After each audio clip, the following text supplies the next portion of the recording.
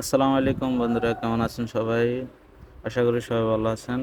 Lakshmipur mobile মিডিয়াতে আপনাদের সবাইকে স্বাগতম। তো আজকে আমরা ফ্লেক্সিবল ডিসপ্লেকে ওসিএ করবো। ফ্লেক্সিবল ডিসপ্লে এটা হচ্ছে M51 মডেল। M51 ফ্লেক্সিবল ডিসপ্লেকে আমরা ওসিএ করে নিব একদম অ্যাকুরেটভাবে, কোনো সমস্যা হবে না ইনশাল্লাহ। এটা গ্লাস পুরো ভাঙা ছিল, গ্লাস গ্লাস ভাঙা ছিল। এটা গ্লাসকে আমরা রিপেয়ার করে নিছি, গ্লাসকে কেটে তারপর ওসিএ গ্লাসকে চেঞ্জ করে নিছি।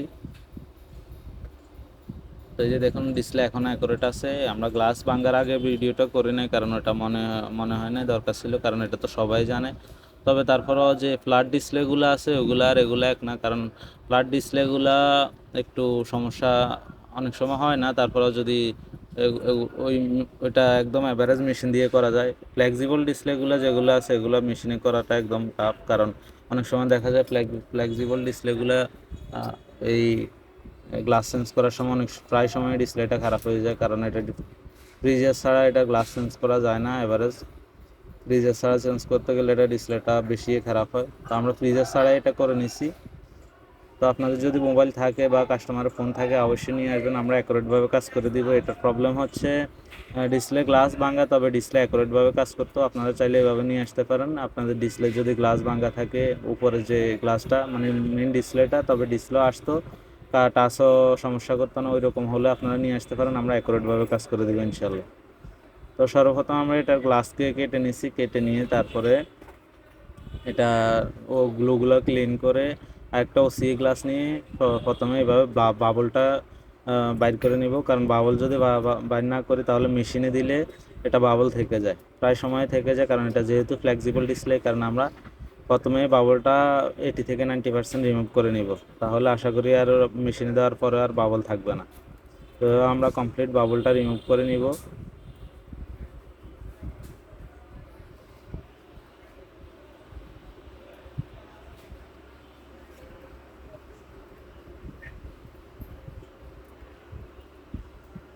দেখা যায় অনেক সময় যে যত ভালো মেশিনই হোক, কিন্তু এইভাবে বাবল রিমুভ না করলে অনেক প্রায় সময় হাওয়া থেকে যায় কমপ্লিট, হাওয়া রিমুভ হয় না, বাবলটা রিমুভ হয় না, ভিতরে হালকা হালকা বাবল থেকে যায়। এ কারণে আমরা আগে হাতেই বাবলটা রিমুভ করে নিব। নেওয়ার পরে তারপরে ডি বাবলে বা অটোমেটিকে দিয়ে দিব। মেশিনের ভিতরে যে ডি বাবল বা অটোমেটিক আছে ওইটাতে দিয়ে দিব। আশা করি এটাতে দেওয়ার পরে ইনশাল্লাহ হবে।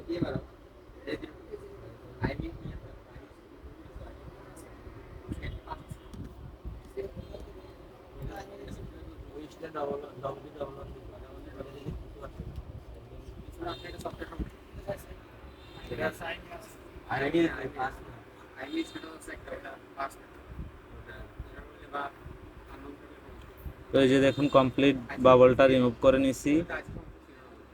কমপ্লিট বলতে এটা 80 থেকে 90% রিমুভ করে নিছি, কারণ কমপ্লিট করতে গেলে অনেক সময় লাগে। তো আমরা কমপ্লিট করে 80 থেকে 90% রিমুভ দিয়ে তারপরে মেশিনের ভিতরে বাবলে দিলে 100% চলে যাবে। এই যে দেখুন, হালকা হালকা বাবল আছে, এটা মেশিনে দেওয়ার পরে অটোমেটিকে চলে যাবে।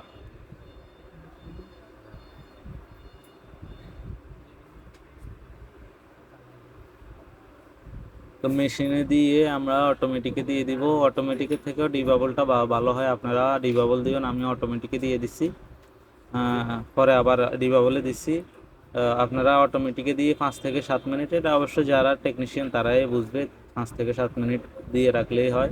তারপরে এই যে দেখুন, একদম কমপ্লিট হয়ে গেছে, কোনো বাবল নাই, ফুল কমপ্লিট, একটাও বাবল নাই। তো আপনারা এভাবে ফ্লেক্সিবল ডিসপ্লেগুলো ওসিএ চেঞ্জ করতে পারেন, ওসিএ গ্লাসটা চেঞ্জ করতে পারেন। তবে এখানে একটা রিস্ক আছে, যদি সাবধানতার সহিত কাজ না করেন তাহলে ডিসপ্লেটা খারাপ হতে পারে, কারণ এটা যেহেতু ফ্লেক্সিবল ডিসপ্লে, এটা যখন কাটা হবে ভাঙা গ্লাস থেকে, তখন এটা একটু উপরের দিকে চলে আসে। তখন যদি সাবধানতার সহিত না করে তাহলে এটার যে ফ্লেক্সিবলটা আছে ওইটা ফ্লেক্সগুলো ছেড়ে দেয়। এই কারণে সাবধানতার সহিত করলে একদম অ্যাকুরেটভাবে হবে। এই যে দেখুন, ডিসপ্লেও চেক করে নিচ্ছি, একদম 100% ওকে আছে। তো সবাইকে ধন্যবাদ ভিডিওটা কমপ্লিট দেখার জন্য। আর সবাই চ্যানেলে সাবস্ক্রাইব করে দেবেন এবং ফেসবুকে ফলো এবং লাইক বাটনে ক্লিক করে নেবেন। সবাই পাশেই থাকবেন ইনশাআল্লাহ। আপনাদের যদি কোনো ফোনের কোনো প্রবলেম থাকে নিয়ে আসেন, আমরা অ্যাকুরেটভাবে আল্লাহর রহমতে কাজ করে দিব, আন্তরিকতার সহিত কাজ করে দিব। তো সবাইকে ধন্যবাদ। আসসালামু আলাইকুম।